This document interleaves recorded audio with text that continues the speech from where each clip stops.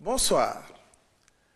À l'entame de sa communication, le président de la République a adressé ses condoléances les plus attristées au khalife général des Mourides et à la communauté musulmane suite au rappel à Dieu du khalife général des Baye Fall, Serigne Amdi Modou Mbenda Fall, et de Serigne Moustapha Saliou Mbacké, fils du défunt khalife général des Mourides, Serigne Saliou Mbacké. Le président de la République prend des décisions fortes pour redresser et moderniser la gestion des finances publiques. Après l'audit réalisé par la Cour des comptes, il est impératif d'agir vite et bien. Le chef de l'État exige un plan d'action clair et rigoureux pour redonner crédibilité et efficacité au système budgétaire et financier du pays. Il charge le Premier ministre de lui soumettre un calendrier précis pour appliquer les recommandations de l'audit. Un programme spécial de maîtrise des dépenses publiques doit aussi être proposé en tenant compte des réalités économiques et sociales et en s'inscrivant dans la vision Sénégal 2050. Dans cette dynamique, une nouvelle réglementation encadrera l'émission des emprunts de l'État et la gestion de la dette publique. Le ministre des Finances et celui de l'Économie doivent proposer, sous la coordination du Premier ministre, un décret sur les emprunts de l'État ainsi qu'un cadre organisationnel modernisé. Le gouvernement est aussi appelé à accélérer la digitalisation des systèmes économiques et financiers, à garantir la fiabilité des informations budgétaires et à mieux planifier les investissements publics. Autant de réformes qui visent une gestion plus transparente et performante. Mais cette transformation ne se fera pas sans dialogue.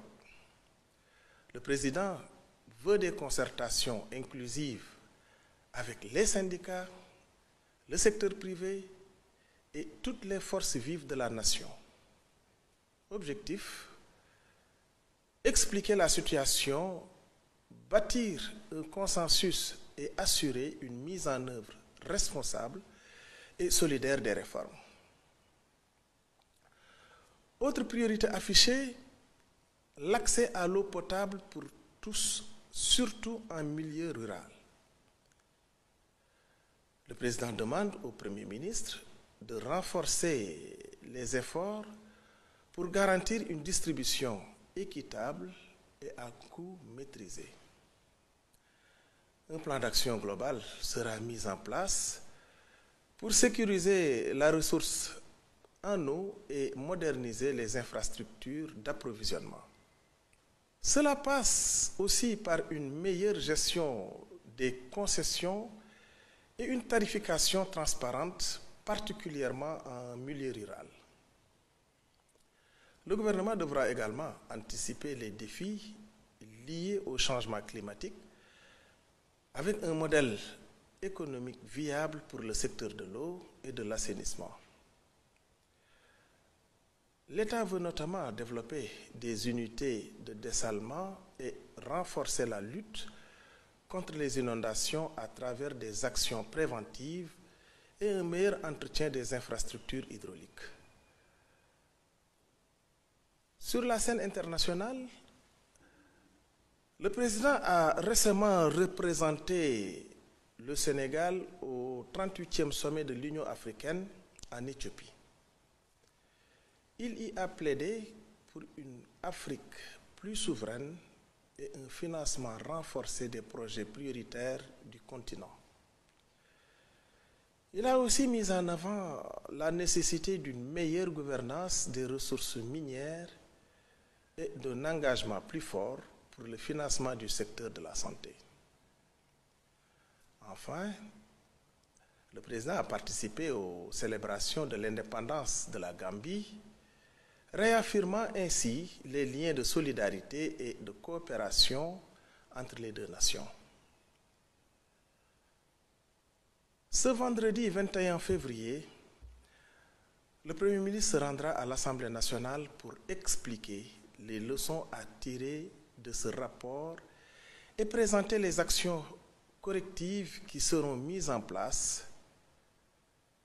Et parmi les priorités, mieux contrôler les dépenses publiques, réduire le train de vie de l'État et garantir une gestion plus transparente et éthique des finances.